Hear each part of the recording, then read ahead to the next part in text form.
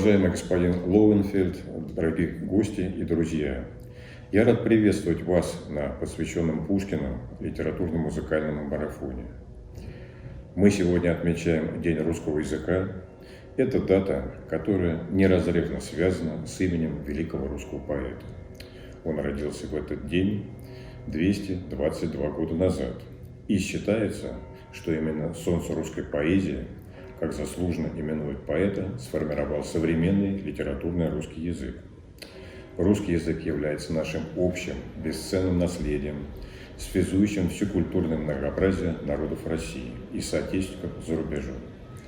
Без преувеличения он объединяет миллионы людей по всему миру. И его уникальная выразительность, образность и красота – это часть нашего культурного кода, идентичности и самобытности, которые неизменно притягивают и восхищают весь мир.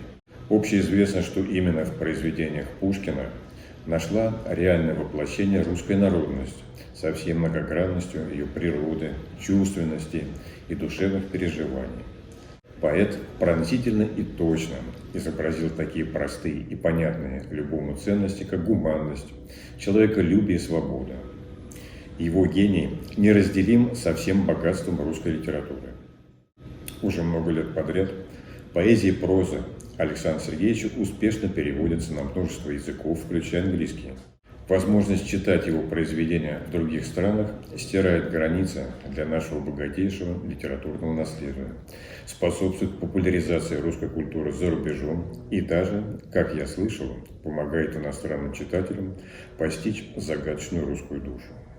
Отдельно хотел бы отметить растущий интерес к нашему языку в Великобритании. В университете Центрального Ланкашира недавно открылся исследовательский центр русского языка и культуры. По меньшей мере в 16 британских университетах есть программы по изучению русского языка. Действует несколько профессиональных объединений его преподавателей. А в начале 2020 года, несмотря на непростую ситуацию с пандемией, была проведена первая страновая конференция преподавателей русского языка в Великобритании, и которую также планируется повторить в ноябре этого года. В настоящее время русский язык входит в десятку наиболее востребованных языков Великобритании.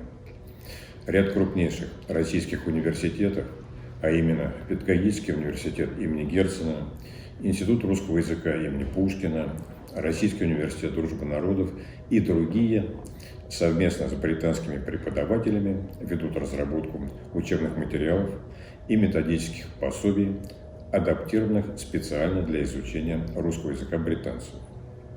Эти и многие другие проекты по популяризации языка в числе приоритетов работы посольства на гуманитарном направлении.